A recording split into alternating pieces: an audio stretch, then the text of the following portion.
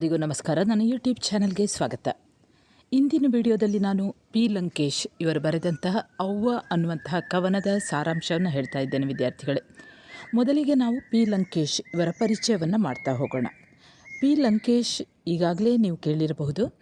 ಇವರು ಸಾಹಿತ್ಯ, ಸಿನಿಮಾ, ಪತ್ರಿಕೋದ್ಯಮ ರಂಗಗಳಲ್ಲಿ ಭಿನ್ನ ಮಾರ್ಗ ತಳೆದು ವಿಶಿಷ್ಟ ಛಾಪನ್ನು ಮೂಡಿಸಿದ ಲಂಕೇಶ್ ಇವರು ಹುಟ್ಟಿದ್ದು 1935 ಮಾರ್ಚ್ 8ರಂದು ಶಿವಮೊಗ್ಗ ಜಿಲ್ಲೆಯ ಕೊನಗವಳ್ಳಿ ಅನ್ನುವಂಥ ಒಂದು ಗ್ರಾಮದಲ್ಲಿ.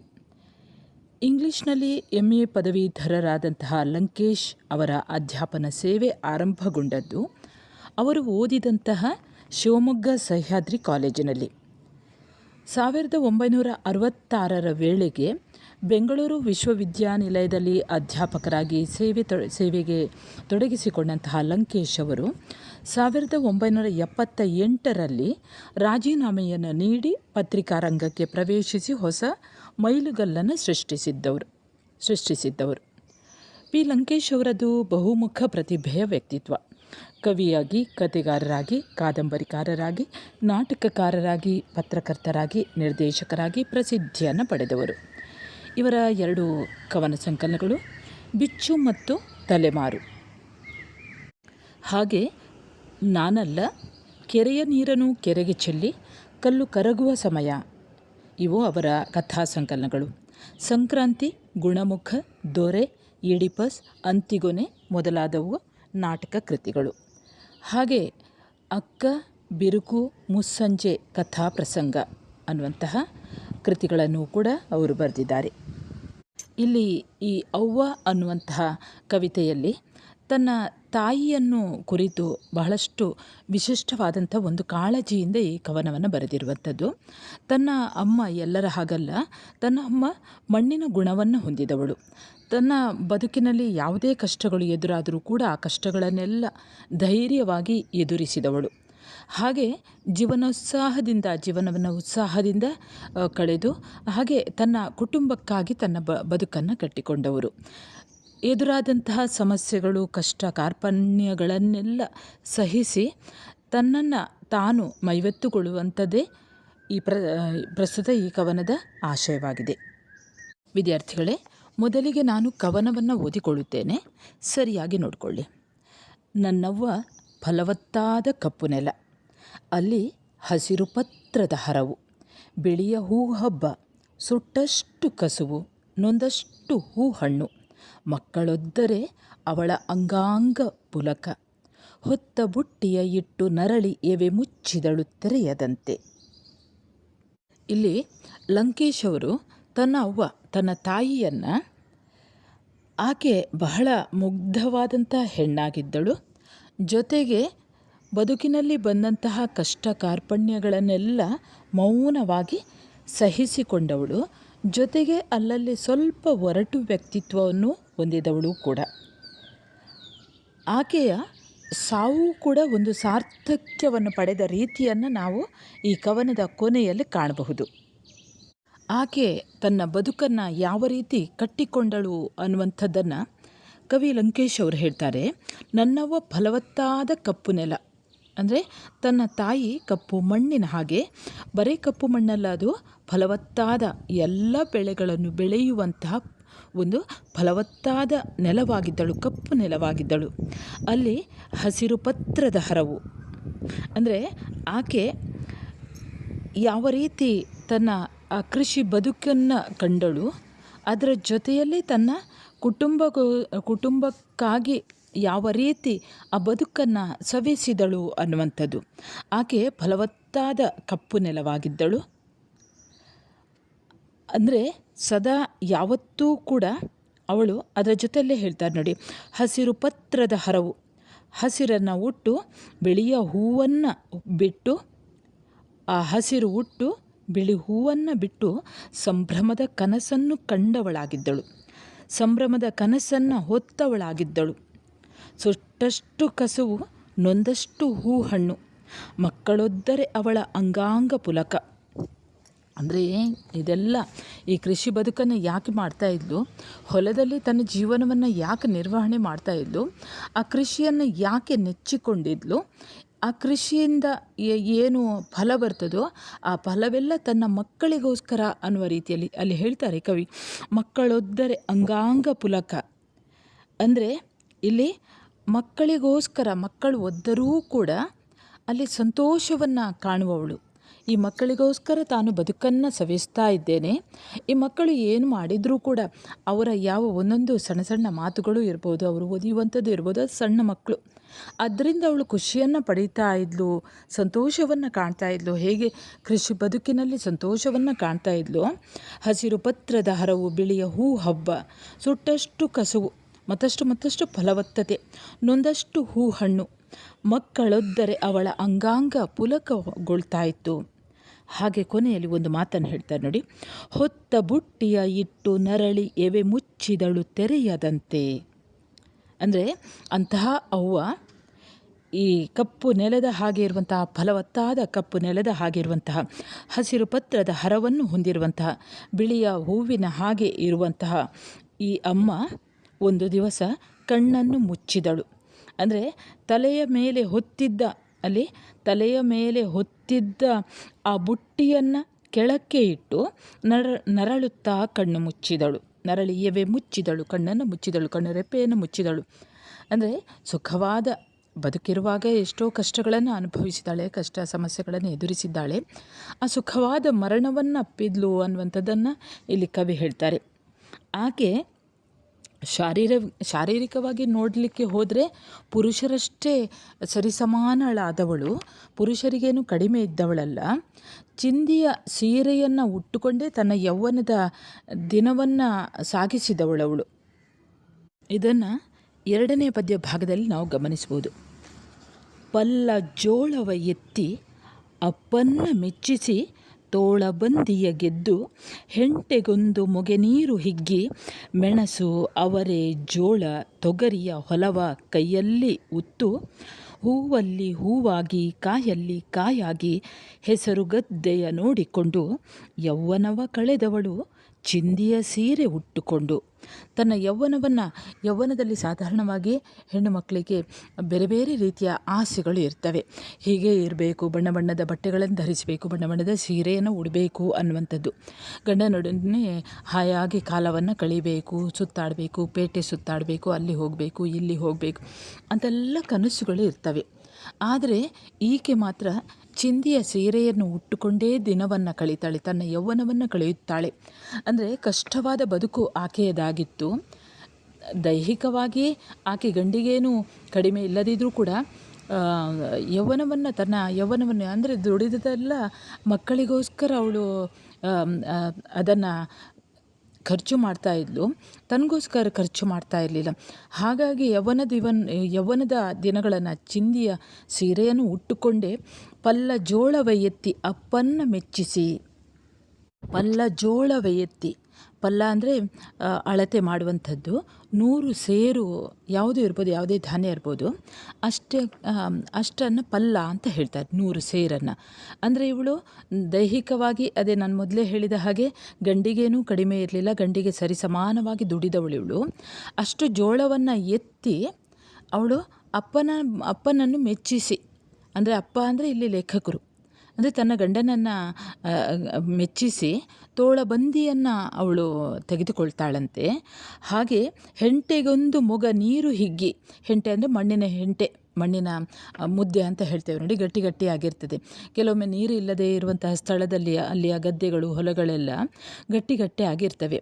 ಅದಕ್ಕೆಲ್ಲ ನೀರು ಹಾಕಿ ಅದನ್ನು ಮೆದುಗೊಳಿಸಿ, ಹೆಂಟೆಗೊಂದು ಮೊಗ ನೀರು ಹಿಗ್ಗಿ ಆ ಹೊಲವನ್ನೆಲ್ಲ ಮೆದುಗೊಳಿಸಿ ಅಲ್ಲಿ ಮೆಣಸನ್ನು, ಅವರೆಯನ್ನು, ಜೋಳವನ್ನು, ತೊಗರಿಯ ಹೂವನ್ನು ಕೈಯಲ್ಲಿ ಉತ್ತು, ಹೂವಲ್ಲಿ ಹೂವಾಗಿ ಅಂದರೆ ಕಾಯಲ್ಲಿ ಕಾಯಾಗಿ, ಅಂದರೆ ಅದನ್ನು ಕಾದು ಕೂತ್ಕೊಂಡಿದ್ಲು. ಎಲ್ಲಿದ್ರೆ ಬೇರೆ ಹಕ್ಕಿಗಳು ಅಥವಾ ಪ್ರಾಣಿಗಳು ತಿಂದ್ಕೊಂಡು ಹೋಗ್ತವೆ ನೋಡಿ, ಕೈಯಲ್ಲೇ ಉತ್ತಿದ್ಲು.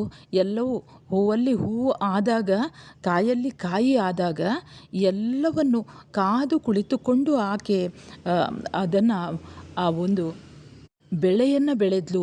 ಹೆಸರು ಗದ್ದೆಯ ನೋಡಿಕೊಂಡು ದುಡಿದವಳು. ಅಂದರೆ ಈ ಎಲ್ಲ ಬೆಳೆಗಳನ್ನು ಬೆಳೆಯುತ್ತಾ ಗದ್ದೆಯಲ್ಲೇ ತನ್ನ ದಿನವನ್ನು ಅಂದರೆ ಇಡೀ ಆಗುವವರೆಗೂ ಒಂದು ಧಾನ್ಯ ಕೈ ಸೇರುವವರೆಗೂ ಆ ಬೀಜವನ್ನು ಬಿತ್ತಿದ ಅಂದಿನಿಂದ ಒಂದೊಂದು ಹಂತವನ್ನು ದಾಟಿ ಕೈಗೆ ಆ ಧಾನ್ಯ ಬರಬೇಕಾದ್ರೆ ಅಲ್ಲಿ ಅಷ್ಟು ಅವಳು ಕಾದವಳು, ಅಷ್ಟು ದುಡಿದವಳು, ನೋಡಿಕೊಂಡು ಹೆಸರು ಗದ್ದೆಯ ನೋಡಿಕೊಂಡು ದುಡಿದವಳು. ಬದುಕಿನಲ್ಲಿ ಏನೇ ನೋವು ನಲಿವುಗಳು ಇರ್ಬೋದು, ಕಷ್ಟಗಳಿರ್ಬೋದು, ಅವುಗಳ ನಡುವೆಯೇ ಜೀವನ ಹೇಗೆ ಬರ್ತದೋ ಹಾಗೆ ಆಕೆ ಸ್ವೀಕರಿಸ್ತಾ ಹೋಗ್ತಾಳೆ. ಇಂದಿನ ಭಾಗದಲ್ಲಿ ಕವಿ ಹೀಗೆ ಹೇಳ್ತಾರೆ, ತನ್ನ ತಾಯಿಗೆ ಹೀಗೆ ಹೇಳ್ತಾರೆ: ಸತ್ತಳು ಈಕೆ ಬಾಗು ಬೆನ್ನಿನ ಮುದುಕಿಗೆಷ್ಟು ಪ್ರಾಯ, ಎಷ್ಟು ಗಾದಿಯ ಚಂದ್ರ ಒಲೆ ಎದುರು ಹೋಳಿಗೆಯ ಸಂಭ್ರಮ, ಎಷ್ಟು ಸಲ ಈ ಮುದುಕಿ ಅತ್ತಳು ಕಾಸಿಗೆ, ಕೆಟ್ಟ ಪೈರಿಗೆ, ಸತ್ತ ಕರುವಿಗೆ, ಎಷ್ಟು ಸಲ ಹುಡುಕುತ್ತ ಊರೂರು ಅಲೆದಳು ತಪ್ಪಿಸಿಕೊಂಡ ಮುದಿಯ ಎಮ್ಮೆಗೆ. ಈ ಭಾಗದಲ್ಲಿ ತನ್ನ ತಾಯಿ ತೀರಿಕೊಂಡದ್ದು ಅಂದರೆ ಎಲ್ಲರೂ ಸಾಯುವ ಹಾಗೆ ಸತ್ತರು. ಅಲ್ಲಿ ಹೇಳ್ತಾರೆ ಸತ್ತಳು ಈಕೆ ಅನ್ನುವಂಥದ್ದು. ಬಾಗು ಬೆನ್ನಿನ ಮುದುಕಿಗೆ ಎಷ್ಟು ಪ್ರಾಯ ಅಂತ ಹೇಳುವಂಥದ್ದು. ಬದುಕಿದ್ದಾಳೆ ಅವಳು, ಎಷ್ಟೋ ಕಷ್ಟಗಳನ್ನು ಎದುರಿಸಿಕೊಂಡು ಬದುಕಿದ್ದಾಳೆ. ಅದರ ಜೊತೆಯಲ್ಲೇ ತನ್ನ ಜೀವನದಲ್ಲಿ ಬರುವಂತಹ ನೋವುಗಳಿಗೆ ಸ್ಪಂದಿಸಿದ ಬಗೆಯನ್ನು ಕೂಡ ಇಲ್ಲಿ ಕವಿ ಹೇಳ್ತಾರೆ. ಬಹಳಷ್ಟು ಸರಳವಾಗಿ ಈ ಒಂದು ಪದ್ಯ ಭಾಗದಲ್ಲಿ ಅವರು ಹೇಳ್ತಾರೆ, ಅವಳು ಈ ತನ್ನ ತಾಯಿ ಆಕೆಗೆ ಪ್ರಾಯ ಆಗಿತ್ತು, ಹೌದು, ಎಷ್ಟು ಅಂತ ಪ್ರಾಯ ಗೊತ್ತಿಲ್ಲ. ಆಕೆ ಎಷ್ಟೋ ಸಲ ಅಂದರೆ ಇಲ್ಲಿ ಒಂದು ಹೇಳ್ತಾರೆ, ಎಷ್ಟು ಸುಖವನ್ನು ಅನುಭವಿಸಿದಳು ಅನ್ನುವಂಥದ್ದನ್ನು ಹೇಳ್ತಾರೆ. ಎಷ್ಟು ಯುಗಾದಿಯ ಚಂದ್ರ, ಹಾಗೆ ಒಲೆ ಎದುರು ಹೋಳಿಗೆಯ ಸಂಭ್ರಮ. ಯುಗಾದಿ ಬಂತೆಂದರೆ ಸಾಕು, ಯುಗಾದಿಗೆ ಹೋಳಿಗೆಯನ್ನು ತಿನ್ನುವಂಥದ್ದೆಲ್ಲ ಕೆಲವೊಂದು ಕಡೆಗಳಲ್ಲಿ ಕ್ರಮ ಇದೆ, ಅಂದರೆ ಸಿಹಿಯನ್ನು ತಿನ್ನುವಂಥದ್ದು. ಇಲ್ಲಿ ಎಷ್ಟು ಯುಗಾದಿಯ ಚಂದ್ರ ಬರ್ತದೆ ಹೋಗ್ತದೆ, ಹೌದು, ಎಷ್ಟು ಯುಗಾದಿಗಳು ಬರ್ತವೆ ಹೋಗ್ತವೆ. ಜೀವನದಲ್ಲಿ ಅದನ್ನೆಲ್ಲ ಅನುಭವಿಸಿದಳೋ ಇಲ್ಲವೋ, ಅಂತೂ ಕಷ್ಟದ ಬದುಕು. ಅದಕ್ಕೆ ಇಲ್ಲಿ ಹೇಳುವಂಥದ್ದು ಒಲೆ ಎದುರು ಹೋಳಿಗೆಯ ಸಂಭ್ರಮ. ಹೋಳಿಗೆಯನ್ನು ಮಾಡಿದ್ದಿರ್ಬೋದು, ಮಾಡಿ ಇರದೆಯೂ ಇರಬಹುದು. ಅದರ ಜೊತೆಯಲ್ಲೇ ಈಕೆ ಅಳುತ್ತಾಳಂತೆ. ಯಾಕೆ ಅತ್ತಳು ಅನ್ನುವಂಥದ್ದನ್ನು ಕವಿ ಹೇಳ್ತಾರೆ. ಕಾಸಿಗೆ ಹಣ ಸಿಗದೇ ಇದ್ದಾಗ ಅತ್ತಳು, ಕೆಟ್ಟ ಪೈರಿಗೆ ಅಷ್ಟು ಜೋಪಾನವಾಗಿ ಅಷ್ಟು ಎಚ್ಚರಿಕೆಯಿಂದ ನೋಡಿಕೊಂಡಂತಹ ಪೈರು ಕೈಗೆ ಸಿಗದೇ ಇದ್ದಾಗ, ಅಥವಾ ಅತಿಯಾದ ಮಳೆ ಬಂದು ಎಲ್ಲವೂ ಕೂಡ ಕೊಳೆತು ಹೋದಾಗ, ಅಥವಾ ಮಳೆ ಬಾರದೇ ಕೆಟ್ಟು ಹೋದಾಗ ಇಂತಹ ಪೈರಿಗೆ ತನ್ನ ಕೈಗೆ ಸಿಗದೇ ಇರುವಂತಹ ಫಲಕ್ಕಾಗಿ ಆಕೆ ಅತ್ತಳು. ಅದರ ಜೊತೆಯಲ್ಲೇ ತನ್ನ ಸತ್ತು ಹೋದಂತಹ ಕರುವಿಗೆ ಅತ್ತಳು. ನಾಳೆ ಆ ಕರು ಬದುಕಿ ನಾಳೆ ದನವಾಗಿ ಹಾಲನ್ನಾದರೂ ಕೊಡ್ಬೋದಿತ್ತು, ತನ್ನ ಮಕ್ಕಳಿಗಾದರೂ ಆಗ್ತಿತ್ತು, ಮಾರಲಿಕ್ಕಾದರೂ ಆಗ್ತಿತ್ತು. ಆದರೆ ಸತ್ತು ಹೋದಂತಹ ಆ ಕರುವನ್ನು ಯೋಚನೆ ಮಾಡಿಕೊಂಡು ಅವಳು ಅಳುತ್ತಾಳಂತೆ. ಅದರ ಜೊತೆಯಲ್ಲೇ ಎಷ್ಟು ಸಲ ಹುಡುಕುತ್ತಾ ಊರೂರು ಅಲೆದಳು ತಪ್ಪಿಸಿಕೊಂಡ ಮುದಿಯ ಎಮ್ಮೆಗೆ. ಅಲ್ಲಿ ಎಮ್ಮೆಗೆ ಪ್ರಾಯ ಆದರೂ ತೊಂದರೆ ಇಲ್ಲ, ಮುದಿಯಾದರೂ ತೊಂದರೆ ಇಲ್ಲ, ಅದು ತಾನು ಸಾಕಿದ್ದು, ತನ್ನ ಮನೆಗೋಸ್ಕರ ಅದೂ ಕೂಡ ದುಡ್ದಿದೆ. ಹಾಗಾಗಿ ಆಕೆ ಏನು ಮಾಡ್ತಾಳೆ, ಆ ಮುದಿಯ ಎಮ್ಮೆ, ಆ ಪ್ರಾಯದ ಎಮ್ಮೆ ಕಳೆದು ಹೋದಾಗ ಇಡೀ ಊರೂರು ಹುಡುಕ್ತಾ ಹೋಗ್ತಾಳಂತೆ. ಈಕೆ ಪ್ರಾಯ ಆದವಳು, ಅದರ ಜೊತೆಯಲ್ಲೇ ಆ ಪ್ರಾಯ ಆದಂತಹ ಆ ಮುದಿ ಎಮ್ಮೆಯನ್ನು ಹುಡುಕುತ್ತಾ ಎಷ್ಟೂ ಸಲ ಮುದಿ ಎಮ್ಮೆ ಕಾಣೆ ಆದರೂ ಕೂಡ ಮತ್ತೆ ಮತ್ತೆ ಆಕೆ ಹುಡುಕುತ್ತಾ ಹೋಗ್ತಾಳೆ ಅನ್ನುವಂಥದ್ದನ್ನು ಕವಿ ಹೇಳ್ತಾರೆ. ಮುಂದಿನ ಭಾಗದಲ್ಲಿ ಈ ರೀತಿ ಹೇಳ್ತಾರೆ ನೋಡಿ, ತನ್ನ ಅಮ್ಮ ಹೇಗೆ ಅನ್ನುವಂಥದ್ದು, ಹೇಗೆ ತನ್ನ ಅಮ್ಮ ಯಾರ ಹಾಗೆ ಮತ್ತು ಯಾರ ಹಾಗೆ ಅಲ್ಲ ಅನ್ನುವಂಥದ್ದನ್ನು ಇಲ್ಲಿ ಕವಿ ಹೇಳ್ತಾರೆ. ಸತಿ ಸಾವಿತ್ರಿ ಜಾನಕಿ ಊರ್ಮಿಳೆಯಲ್ಲ, ಚರಿತ್ರೆ ಪುಸ್ತಕದ ಶಾಂತ ಶ್ವೇತ ಗಂಭೀರೆಯಲ್ಲ, ಗಾಂಧೀಜಿ ರಾಮಕೃಷ್ಣರ ಸತಿಯರಂತಲ್ಲ, ದೇವರ ಪೂಜಿಸಲಿಲ್ಲ, ಹರಿಕತೆ ಕೇಳಲಿಲ್ಲ, ಮುತ್ತೈದೆಯಾಗಿ ಕುಂಕುಮ ಕೂಡ ಇಡಲಿಲ್ಲ. ತನ್ನ ತಾಯಿ ಕಷ್ಟವಾದಂತಹ ಜೀವನ, ತನ್ನ ಮಕ್ಕಳಿಗೋಸ್ಕರ ಆಕೆ ಎದುರಾದಂಥ ಸಮಸ್ಯೆಗಳನ್ನೆಲ್ಲ ಎದುರಿಸ್ತಾ ಹೋಗ್ತಾಳೆ. ಇಲ್ಲಿ ಕೆಲವೊಂದು ಭಾಗದಲ್ಲಿ ಕವಿ ಹೇಳ್ತಾರೆ, ತನ್ನ ತಾಯಿ ಪುರಾಣ ಮತ್ತು ಇತಿಹಾಸದಲ್ಲಿ ಕಂಡುಬರುವಂತಹ ಕೆಲವೊಂದು ಎತ್ತರವಾದ ಸ್ಥಾನಮಾನಗಳನ್ನು, ಗೌರವವನ್ನು ಹೊಂದಿರುವಂತಹ ಕೆಲವೊಂದು ಮಹಿಳೆಯರ ಹೆಸರನ್ನು ಕೊಡ್ತಾರೆ. ಅವರ ಹಾಗೆ ಅಲ್ಲ, ತನ್ನ ತಾಯೇ ಅವರ ಹಾಗೆ ಅಲ್ಲ ಅಂತ ಹೇಳ್ತಾರೆ. ಯಾಕಂದರೆ ಅವಳಿಗೆ ಅಷ್ಟು ಪುರ್ಸೊತ್ತೂ ಕೂಡ ಇರಲಿಲ್ಲ, ತನ್ನ ಮಕ್ಕಳ ಬದುಕನ್ನು ಕಟ್ಟಿಕೊಡಬೇಕಾಗಿತ್ತು ಅವಳಿಗೆ. ಹಾಗಾಗಿ ಅವಳು ಸತಿ ಸಾವಿತ್ರಿ ಹಾಗಲ್ಲ, ಜಾನಕಿ ಹಾಗಲ್ಲ, ಊರ್ಮಿಳೆಯ ಹಾಗೆ ಅಲ್ಲ, ಚರಿತ್ರೆ ಪುಸ್ತಕದಲ್ಲಿ ಇರುವಂತಹ ಶಾಂತ ಸ್ವಭಾವದ ಶ್ವೇತ ಗಂಭೀರೆಯೂ ಕೂಡ ಅಲ್ಲ, ಗಾಂಧೀಜಿ ರಾಮಕೃಷ್ಣರ ಸತಿಯರಂತಲ್ಲ, ದೇವರನ್ನೂ ಕೂಡ ಪೂಜಿಸಲು ಆಕೆಯಲ್ಲಿ ಸಮಯ ಇರಲಿಲ್ಲ. ಹರಿಕತೆ ಕೇಳಲಿಲ್ಲ. ಮುತ್ತೈದೆಯಾಗಿ ಕುಂಕುಮ ಕೂಡ ಇಡಲಿಲ್ಲ. ಮುತ್ತೈದೆಯರು ಹೀಗೆ ಇರಬೇಕು ಅನ್ನುವಂಥದ್ದು ಇರ್ತದೆ. ಆದರೆ ಈಕೆಗೆ ಅದಕ್ಕೆಲ್ಲ ಸಮಯ ಇರಲಿಲ್ಲ. ಅವಳದು ಕಷ್ಟದ ಬಡತನದ ಜೀವನವಾಗಿತ್ತು. ತನ್ನ ಎದುರಿಗೆ ಇರುವಂತಹ ಆ ಜೀವಗಳನ್ನು ಅವಳಿಗೆ ಸಾಕಬೇಕಾಗಿತ್ತು. ಮನುಷ್ಯ ಸಹಜವಾದಂತಹ ಎಲ್ಲ ಮುಗ್ಧತೆ, ಹಠಮಾರಿತನ, ಹೃದಯವಂತಿಕೆ, ಸಹಿಷ್ಣುತೆ ಇದ್ದಂತಹ ಹೆಣ್ಣಾಗಿದ್ದಳು. ಸಾಮಾನ್ಯ ಹೆಣ್ಣಾಗಿದ್ದಳು. ಪುರಾಣ ಪ್ರಸಿದ್ಧವಾದಂತಹ ಹೆಣ್ಣು. ಮಹಿಳೆಯರು ಆಕೆ ಅಲ್ಲ, ಅವಳು ಸಾಮಾನ್ಯ ಹೆಣ್ಣಾಗಿದ್ದಳು. ಅವಳಿಗೆ ತಾನಾಯಿತು, ತನ್ನ ಗಂಡ ಆಯಿತು, ತನ್ನ ಮಕ್ಕಳಾಯಿತು, ತನ್ನ ಜೀವನ ಆಯಿತು. ಇದೇ ಒಂದು ದೊಡ್ಡ ಲೋಕವಾಗಿತ್ತು. ಈಕೆ ಜೀವನವನ್ನು ಯಾವ ರೀತಿ ನಡೆಸಿದ್ಲು ಅನ್ನೋದನ್ನು ಲಂಕೇಶ್ ಹೇಳ್ತಾರೆ. ಬನದ ಕರಡಿಯ ಹಾಗೆ ಚಿಕ್ಕ ಮಕ್ಕಳ ಹೊತ್ತು ಗಂಡನ್ನ ಸಾಕಿದಳು, ಕಾಸುಗಂಟೆಕ್ಕಿದಳು. ನೊಂದ ನಾಯಿಯ ಹಾಗೆ ಬೈದು ಗೊಣಗಿ ಗುದ್ದಾಡಿದಳು. ಸಣ್ಣತನ, ಕೊಂಕು, ಕೆರೆದಾಟ, ಕೋತಿಯ ಹಾಗೆ ಎಲ್ಲಕ್ಕೆ ಮನೆತನದ ಉದ್ಧಾರ ಸೂತ್ರ. ಈಕೆ ಉರಿದೆದ್ದಾಳು. ಮಗ ಕೆಟ್ಟರೆ ಗಂಡ ಬೇರೆ ಕಡೆಗೆ ಹೋದಾಗ ಮಾತ್ರ. ಅಂದರೆ ಇಲ್ಲಿ ತನ್ನ ಗಂಡ ಮತ್ತು ತನ್ನ ಮಕ್ಕಳು ಅಷ್ಟೇ ಪ್ರಪಂಚವಾಗಿತ್ತು ಆಕೆಗೆ. ಅವರನ್ನು ಮರ್ಯಾದೆಯಿಂದ ಸಾಕಬೇಕು ಅನ್ನುವಂಥದ್ದು. ಅದಕ್ಕಾಗಿ ಬನದ ನಾಯಿಯ ಹಾಗೆ ಬೈದು ಗೊಣಗಿ ಗುದ್ದಾಡಿದಳು. ಅವಳಿಗೆ ಬೇಕಾಗಿದ್ದದ್ದು ಮನೆತನದ ಉದ್ಧಾರ, ಊರಿನ ಉದ್ಧಾರ ಅಲ್ಲ. ತನ್ನ ಮಕ್ಕಳನ್ನು ಒಳ್ಳೆಯ ರೀತಿಯಲ್ಲಿ ಸಾಕಬೇಕು. ಅದು ಕೂಡ ಸರೀಕರ ಎದುರಿಗೆ ತಲೆ ಎತ್ತಿ ನಡೆಯಬೇಕು. ಅಂದರೆ ತನ್ನ ಸರಿ ಸಮಾನರಾದವರ ಎದುರಿಗೆ, ತನ್ನ ಕುಟುಂಬಿಕರ ಎದುರಿಗೆ ತನ್ನ ಮಕ್ಕಳು ಯಾವುದರಲ್ಲೂ ಕಡಿಮೆಯವರಲ್ಲ ಅನ್ನುವಂಥದ್ದು, ಎಲ್ಲರ ಹಾಗೆ ಅನ್ನೋದನ್ನು ಅವಳಿಗೆ ಅದನ್ನು ತೋರಿಸಬೇಕಾಗಿತ್ತು. ಅಂತಹ ಒಂದು ಸ್ವಭಾವವನ್ನು ಕವಿ ಇಲ್ಲಿ ಹೇಳ್ತಾರೆ. ಹಾಗೆ ಕೊಂಕು ಬುದ್ಧಿ ಇದೆಲ್ಲವೂ ಕೂಡ ಕೋತಿಯ ಹಾಗೆ. ಎಲ್ಲದಕ್ಕೂ ತಾನು ಯಾಕೆ ಈ ರೀತಿಯ ಸ್ವಭಾವವನ್ನು ಹೊಂದಿದ್ದಾಳೆ ತನ್ನ ತಾಯಿ ಅನ್ನೋದನ್ನು ಕವಿ ಹೇಳ್ತಾರೆ. ಎಲ್ಲದಕ್ಕೂ ಕೂಡ ಮನೆ ಅನ್ನುವಂಥ ಸುಸೂತ್ರವಾಗಿ ಹೋದರೆ ಎಲ್ಲರ ಎದುರಿಗೆ ಗೌರವದಿಂದ ಬದುಕಬಹುದು. ಹಾಗಾಗಿಯೇ ಎಲ್ಲಿಯಾದರೂ ಗಂಡ ಬೇರೆ ಕಡೆಗೆ ಯಾವುದೋ ಒಂದು ಅನೈತಿಕವಾಗಿ ಹೋಗಿರ್ಬೋದು, ಅಥವಾ ಎಲ್ಲಿಗಾದರೂ ತನಗೆ ಹೇಳದೆ ಹೋಗಿದ್ದಿರ್ಬೋದು. ಅಂತಹ ಸಂದರ್ಭ ಬಂದಾಗ ಮಾತ್ರ, ಹಾಗೆ ಮಗ ಕೆಟ್ಟು ಹೋದಾಗ, ಇಂತಹ ಸಂದರ್ಭ ಬಂದಾಗ ಮಾತ್ರ ಆಕೆ ಅದನ್ನು ಸಹಿಸ್ತಾ ಇರಲಿಲ್ಲ. ಆಕೆ ಬೆಂಕಿಯ ಹಾಗೆ ಉರಿದು ಬೀಳುತ್ತಾಳೆ. ಮಗ ಕೆಟ್ಟರೆ ಗಂಡ ಬೇರೆ ಕಡೆಗೆ ಹೋದಾಗ ಮಾತ್ರ. ಇನ್ನು ಕೊನೆಯದಾಗಿ ನೋಡಿ, ಬನದ ಕರಡಿಗೆ ನಿಮ್ಮ ಭಗವದ್ಗೀತೆ ಬೇಡ. ನನ್ನವ್ವ ಬದುಕಿದ್ದು ಕಾಳು ಕಡ್ಡಿಗೆ, ದುಡಿತಕ್ಕೆ, ಮಕ್ಕಳಿಗೆ ಮೇಲೊಂದು ಸೂರು ಅನ್ನ ರೊಟ್ಟಿ ಹಚ್ಚಡಕ್ಕೆ, ಸರೀಕರ ಎದುರು ತಲೆ ಎತ್ತಿ ನಡೆಯಲಿಕ್ಕೆ. ದಲ್ಲಿ ಕವಿ ತನ್ನ ತಾಯಿಗೆ ಮೆಚ್ಚುಗೆಯ ಕಣ್ಣೀರನ್ನು ಹರಿಸ್ತಾರೆ. ಯಾಕೆ ಅಂತ ನೋಡಿ, ಇವಳಿಗೆ ಮೆಚ್ಚುಗೆ ಕೃತಜ್ಞತೆಯ ಕಣ್ಣೀರು. ಹೆತ್ತದ್ದಕ್ಕೆ, ಸಾಕಿದ್ದಕ್ಕೆ, ಮಣ್ಣಲ್ಲಿ ಬದುಕಿ ಮನೆಯಿಂದ ಹೊಲಕ್ಕೆ ಹೋದಂತೆ ತಣ್ಣಗೆ ಮಾತನಾಡುತ್ತಲೇ ಹೊರಟು ಹೋದದ್ದಕ್ಕೆ. ಅಂದರೆ ಈ ತನ್ನ ಅವ್ವನಿಗೆ ಕವಿ ನೀಡುವಂತಹ ಮೆಚ್ಚುಗೆ. ಯಾಕಂದರೆ ಅದೊಂದು ಕೃತಜ್ಞತೆಯ ಕಣ್ಣೀರು. ಯಾಕೆಂದರೆ ತನ್ನನ್ನು ಹೆತ್ತಿದ್ದಾಳೆ, ತನ್ನನ್ನು ಸಾಕಿದ್ದಾಳೆ, ಅಷ್ಟೆಲ್ಲ ಕಷ್ಟಪಟ್ಟಿದ್ದಾಳೆ. ಮಣ್ಣಲ್ಲಿ ಬದುಕಿ ಮನೆಯಿಂದ ಹೊಲಕ್ಕೆ ಹೋದಂತೆ ತಣ್ಣಗೆ ಮಾತನಾಡುತ್ತಲೇ ಹೊರಟು ಹೋದದಕ್ಕೆ. ಅಂದರೆ ಎಲ್ಲಿಯೂ ಕೂಡ ಈ ತಾಯಿ ತನ್ನ ಮಗನಿಗೆ ಆಗಲಿ ಯಾರಿಗೇ ಆಗಲಿ ಕಷ್ಟ ಕೊಟ್ಟವಳಲ್ಲ.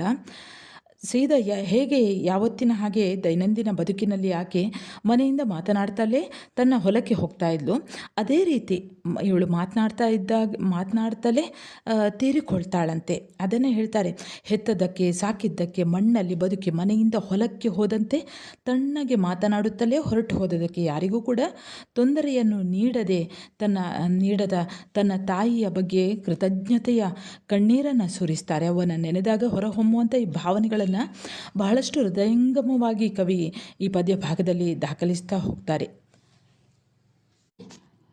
ಅವ್ವ ಕವನದ ಕುರಿತು ಈಗ ಪ್ರಶ್ನೋತ್ತರಗಳನ್ನು ಗಮನಿಸ್ತಾ ಹೋಗೋಣ. ಮೊದಲ ಪ್ರಶ್ನೆ ನೋಡಿ, ಅವ್ವನ ವ್ಯಕ್ತಿತ್ವ ಕವಿತೆಯಲ್ಲಿ ಹೇಗೆ ಒಡಮೂಡಿದೆ ವಿವರಿಸಿರಿ. ಉತ್ತರ ನೋಡಿ, ಪಿ ಲಂಕೇಶ್ ಅವರು ಬರೆದಂತಹ ಅವ್ವ ಕವನದಲ್ಲಿ ಅವ್ವ ಕಷ್ಟಪಟ್ಟು ಭೂಮಿಯಲ್ಲಿ ಬೆಳೆ ತೆಗೆದು ಸಂಸಾರವನ್ನು ನಿರ್ವಹಿಸಿದವಳು. ಮುಪ್ಪು ಬಂದರೂ ಕೂಡ ಆಕೆ ದುಡಿಯುವುದನ್ನು ಕಡಿಮೆ ಮಾಡುವುದಿಲ್ಲ. ಕಷ್ಟ ಕಾಲದಲ್ಲಿ ಗಂಡನನ್ನೇ ಸಾಕಿದವಳು. 2 ಹೊತ್ತಿನ ಊಟ, ಬಟ್ಟೆ, ವಸತಿಗಳಿಂದ ತೃಪ್ತ ಬದುಕನ್ನು ಆಕೆ ನಡೆಸ್ತಾಳೆ. ಅವನ ವ್ಯಕ್ತಿತ್ವ ನಿಜಕ್ಕೂ ಕೂಡ ಮೆಚ್ಚಿಕೊಳ್ಳುವಂಥದ್ದು. ಕವಿತೆಯ ನಿರೂಪಕರಿಗೆ ಆಕೆಯನ್ನು ನೆನೆದಾಗ ಅತ್ಯಂತ ಕೃತಜ್ಞತೆಯಿಂದ ಕಣ್ಣೀರು ಬರುತ್ತಾ ಇತ್ತು. ಯಾಕೆಂದರೆ ಆಕೆ ಇಡೀ ಬದುಕಿನಲ್ಲಿ ತಾನು ಸುಖವನ್ನು ಕಾಣದಿದ್ದರೂ ಕೂಡ ಮಕ್ಕಳ ಏಳಿಗೆಗಾಗಿ ದುಡಿದವಳು. ಬಿಸಿಲು ಮಳೆ ಎನ್ನದೆ ಇಡೀ ಹಗಲಿನಲ್ಲಿ ಹೊಲದಲ್ಲಿ ದುಡಿದು ಸಂಸಾರವನ್ನು ನಡೆಸಿದವಳು. 4 ಮಕ್ಕಳನ್ನು ಹೆತ್ತು ಸಾಕಿ ಸಲಹಿದವಳು. ಆಕೆ ಸಾವಿತ್ರಿ, ಸೀತೆ, ಊರ್ಮಿಳೆಯ ಹಾಗೆ ಇರಲಿಲ್ಲ. ಗಂಡ ದಾರಿ ತಪ್ಪಿದಾಗ ಬೈದು ದಾರಿಗೆ ತರ್ತಾ ಇದ್ಲು. ಹಾಗಾಗಿ ಕವಿಗೆ ತನ್ನ ತಾಯಿಯ ಬಗ್ಗೆ ಕೃತಜ್ಞತಾ ಭಾವ ಉಂಟಾಗ್ತದೆ. ಅವನದು ಅಂದಂದಿನ ಬದುಕಿನ ಸಮಸ್ಯೆಯನ್ನು ಅಂದಂದೇ ನಿವಾರಿಸಿಕೊಳ್ಳುವುದಾಗಿತ್ತು. ಆಕೆ ಹರಿಕಥೆಯನ್ನು ಕೇಳಲಿಲ್ಲ, ಭಗವದ್ಗೀತೆಯನ್ನು ಓದಲಿಲ್ಲ, ದೇವರನ್ನು ಪೂಜಿಸಲಿಲ್ಲ, ಮುತ್ತೈದೆಯಾಗಿ ಕೊನೆಯ ತನಕವೂ ಇರಲಿಲ್ಲ. ಮನೆತನದ ಉದ್ಧಾರವೇ ಅವಳ ಜೀವನದ ಮೂಲ ಸೂತ್ರವಾಗಿತ್ತು. ಹೀಗೆ ಬಿಸಿಲಿನಲ್ಲಿ ದುಡಿದು ಸಂಸಾರವನ್ನು ನಿರ್ವಹಿಸುವುದೇ ಅವಳ ಜೀವನದ ಮೂಲ ಸೂತ್ರವಾಗಿತ್ತು. ಇನ್ನು 2ನೇ ಪ್ರಶ್ನೆ ನೋಡಿ. ಕವಿಯ ಕಣ್ಣಲ್ಲಿ ಕಂಡ ತನ್ನವ್ವನ ಬದುಕು ಹೇಗೆ ಕಾವ್ಯಾತ್ಮಕವಾಗಿ ಅನಾವರಣಗೊಂಡಿದೆ, ವಿಶ್ಲೇಷಿಸಿರಿ. ಉತ್ತರ ನೋಡಿ. ಲಂಕೇಶರ ಅವ್ವ ಕವನವು ಶ್ರಮ ಸಂಸ್ಕೃತಿಯ ಮಹತ್ವವನ್ನು ಎತ್ತಿ ಹಿಡಿಯುತ್ತದೆ. ಅದರ ಜೊತೆಯಲ್ಲಿ ಭಾರತೀಯ ಪರಂಪರೆಯಲ್ಲಿ ಹೆಣ್ಣಿನ ಕುರಿತ ಸ್ಥಾಪಿತ ಮೌಲ್ಯಗಳನ್ನು ಧಿಕ್ಕರಿಸುತ್ತದೆ. ನೆಲದೊಂದಿಗೆ ಹೆಣ್ಣನ್ನು ಸಮೀಕರಿಸುತ್ತಾ ಹೆಣ್ಣಿನ ಒಂದು ಅನನ್ಯತೆಯನ್ನು ದಾಖಲಿಸುವಂತಹ ಯತ್ನ ಈ ಕವನದಲ್ಲಿ ಕಾಣಬಹುದು. ನೆಲವಿಲ್ಲದೆ ಬದುಕಿಲ್ಲ, ಭೂಮಿಯ ಮೇಲೆ ಯಾವ ಚರಾಚರಗಳ ಉಳಿವು ಸಾಧ್ಯವಿಲ್ಲ. ಹಾಗೆ ತಾಯಿಯ ಸಾಂಗತ್ಯ ಕೂಡ ಕವಿ ತನ್ನವನನ್ನು ಫಲವತ್ತಾದ ಕಪ್ಪು ನೆಲ ಎಂದು ಕರೆಯುತ್ತಾರೆ. ಫಲವತ್ತತೆಯ ಒಂದು ಆ ಸತ್ವ ಆಕೆಯಲ್ಲಿತ್ತು. ಆ ಕಪ್ಪು ಮಣ್ಣು ಸುಟ್ಟಷ್ಟು ಕಸುಗೊಳ್ಳುತ್ತದೆ, ಬಲಯುತವಾಗ್ತಾ ಹೋಗ್ತದೆ. ತನ್ನ ಸಾರವನ್ನೆಲ್ಲ ಕಳೆದುಕೊಂಡದು ಫಲವನ್ನು ಕೊಡುತ್ತದೆ. ಇಂತಹ ಮಣ್ಣಿನ ಗುಣ ತನ್ನ ಅಮ್ಮನದು, ತನ್ನ ಅವ್ವನದು ಅಂತ ಹೇಳುತ್ತಾರೆ ಕವಿ. ತನ್ನ ಬದುಕಿನಲ್ಲಿ ಎದುರಾದ ಎಲ್ಲ ಸಂಕಷ್ಟ ಸವಾಲುಗಳನ್ನು ಎದುರಿಸಿದ ಹಾಗೆ ಆಕೆ ಗಟ್ಟಿಗೊಳ್ಳುತ್ತಾ ಜೀವನೋತ್ಸಾಹದಿಂದ ತನ್ನ ಕುಟುಂಬಕ್ಕಾಗಿ ಬದುಕನ್ನು ಕಟ್ಟಿಕೊಳ್ತಾಳೆ. ಕಷ್ಟ ಕಾರ್ಪಣ್ಯಗಳನ್ನು ಸಹಿಸಿಕೊಳ್ಳುತ್ತಾ ತನ್ನನ್ನು ತಾನೇ ಆಕೆ ದುಡಿಸಿಕೊಳ್ಳುತ್ತಾಳೆ. ಮಣ್ಣಿನಂತೆಯೇ ಆರ್ದ್ರ ಗುಣದ ಅವ್ವ, ಹೂವಲ್ಲಿ ಹೂವಾಗಿ ಕಾಯಲ್ಲಿ ಕಾಯಾಗಿ ದುಡಿಮೆಯಲ್ಲಿಯೇ ಬದುಕನ್ನು ಕಳೆಯುವಂತಹ ಅವಳ ಎಲ್ಲ ಇಡೀ ಜೀವನವು ಕುಟುಂಬಕ್ಕಾಗಿಯೇ ಇದೆ. ಅಂತಹ ಅವ್ವ ಸತಿ, ಸಾವಿತ್ರಿ, ಜಾನಕಿ, ಊರ್ಮಿಳೆ, ಗಾಂಧಿ, ಪರಮಹಂಸ ಸತಿಯರಂತಹ ತ್ಯಾಗಮಯ್ಯ ಎಲ್ಲ ಸಣ್ಣತನಗಳನ್ನು ಕೂಡ ಮರೆಯುವ, ತನ್ನ ಗಂಡ ತನ್ನ ಮಕ್ಕಳನ್ನು ಬನದ ಕರಡಿಯ ಹಾಗೆ ಪ್ರೀತಿಸುವ, ಪೋಷಿಸುವ ಅತ್ಯಂತ ಸಾಧಾರಣವಾದಂತಹ ಹೆಂಗಸಾಗಿದ್ದಾಳೆ. ಬದುಕನ್ನು ಹೇಗೆ ಬರುತ್ತದೋ ಹಾಗೆ ಸ್ವೀಕರಿಸಿದವಳು. ಅವಳ ಬದುಕಿನ ಸಾರ್ಥಕತೆ ಇರುವುದು ತುಂಬಿಕೊಡುವುದರಲ್ಲೇ. ಅವಳು ಅತ್ತದ್ದು ಅಲೆದದ್ದು ಬದುಕಿದ್ದು ಎಲ್ಲವೂ ಕೂಡ ತನ್ನವರಿಗಾಗಿಯೇ. ತನ್ನ ಆತ್ಮಗೌರವದಿಂದ ಇತರ ಕುಟುಂಬಿಕರ ಎದುರಿಗೆ ಬದುಕಬೇಕು ಅನ್ನುವಂಥ ಹಂಬಲ ಆಕೆಯದಾಗಿತ್ತು. ಇನ್ನು ಸಂದರ್ಭ ನೋಡಿ. ಮೊದಲ ಸಂದರ್ಭ, ನನ್ನವ್ವ ಫಲವತ್ತಾದ ಕಪ್ಪು ನೆಲ. ಈ ಮೇಲಿನ ಸಾಲನ್ನು ಪಿ. ಲಂಕೇಶ್ ಅವರು ಬರೆದಂತಹ ಅವ್ವ ಕವನದಿಂದ ಆರಿಸಿಕೊಳ್ಳಲಾಗಿದೆ. ಅವ್ವನನ್ನು ಫಲವತ್ತಾದ ಕಪ್ಪು ನೆಲಕ್ಕೆ ಹೋಲಿಸುವಂಥ ಸಂದರ್ಭದಲ್ಲಿ ಕವಿ ಈ ಮೇಲಿನಂತೆ ಹೇಳುತ್ತಾರೆ. ನೆಲವಿಲ್ಲದೆ ಬದುಕಿಲ್ಲ, ಭೂಮಿಯ ಮೇಲಿನ ಯಾವ ಚರಾಚರಗಳ ಉಳಿವು ಕೂಡ ಸಾಧ್ಯವಿಲ್ಲ. ಹಾಗೆಯೇ ತಾಯಿಯ ಸಾಂಗತ್ಯ ಕೂಡ. ಕವಿ ತನ್ನ ಅವ್ವನನ್ನು ಫಲವತ್ತಾದ ಕಪ್ಪು ನೆಲ ಎಂದು ಕರೆಯುತ್ತಾರೆ. ಫಲವತ್ತತೆಯ ಗುರಿಯನ್ನು ಹೊಂದಿರುವಂತಹ ಕಪ್ಪು ಮಣ್ಣು ಸುಟ್ಟಷ್ಟು ಹೆಚ್ಚು ಶಕ್ತಿಯುತವಾಗ್ತಾ ಹೋಗ್ತದೆ. ತನ್ನ ಸಾರವನ್ನೆಲ್ಲ ಕಳೆದುಕೊಂಡು ಫಲವನ್ನು ನೀಡುತ್ತದೆ. ಇಂತಹ ಮಣ್ಣಿನ ಗುಣ ತನ್ನ ಅವ್ವನದು. ತನ್ನ ಬದುಕಿನಲ್ಲಿ ಎದುರಾದ ಎಲ್ಲ ಸಂಕಷ್ಟ ಸವಾಲುಗಳನ್ನು ಎದುರಿಸಿದಷ್ಟು ಗಟ್ಟಿಯಾಗುತ್ತಾ ಜೀವನೋತ್ಸಾಹದಿಂದ ತನ್ನ ಕುಟುಂಬಕ್ಕಾಗಿ ಆಕೆ ಬದುಕನ್ನು ಕಟ್ಟಿಕೊಳ್ಳುತ್ತಾಳೆ.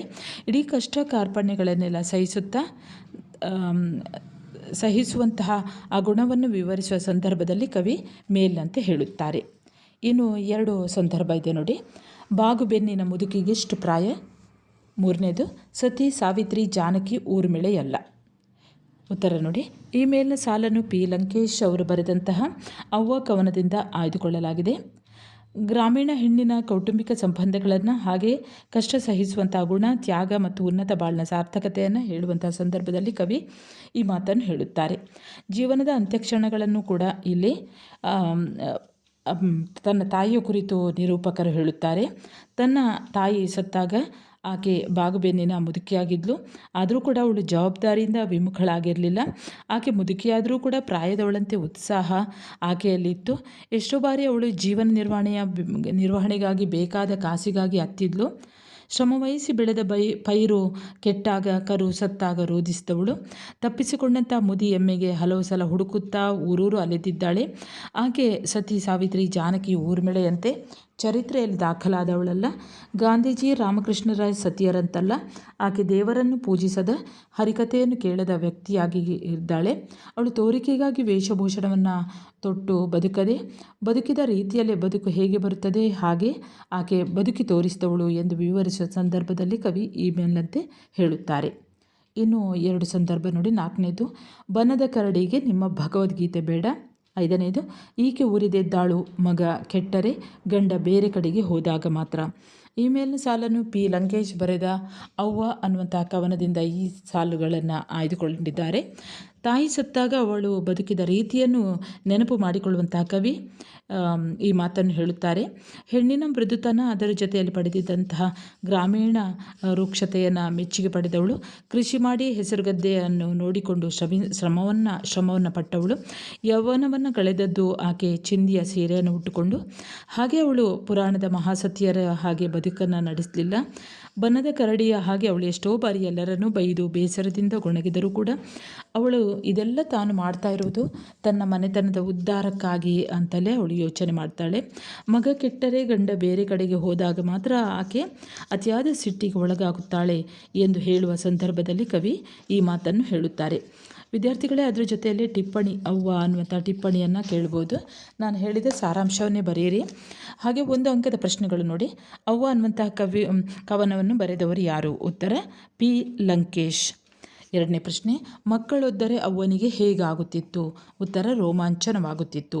3ನೇ ಪ್ರಶ್ನೆ, ಅವ್ವ ಯೌವನವನ್ನು ಕಳೆದದ್ದು ಹೇಗೆ? ಉತ್ತರ ಅವ್ವ ಚಿಂದಿಯುಟ್ಟು ಯೌವನವನ್ನು ಕಳೆದಳು. 4ನೇ ಪ್ರಶ್ನೆ, ಅವ್ವ ಅತ್ತದ್ದು ಏತಕ್ಕಾಗಿ? ಉತ್ತರ ಅವ್ವ ಕಾಸಿಲ್ಲವೆಂದು ಪೈರು ಒಣಗಿ ಹೋಯಿತು ಎಂದು, ಕರು ಸತ್ತು ಹೋಯಿತು, ಹಾಗೆ ಮುದಿ ಎಮ್ಮೆ ತಪ್ಪಿಸಿಕೊಂಡಿತ್ತು ಎಂದು ಅತ್ತಳು.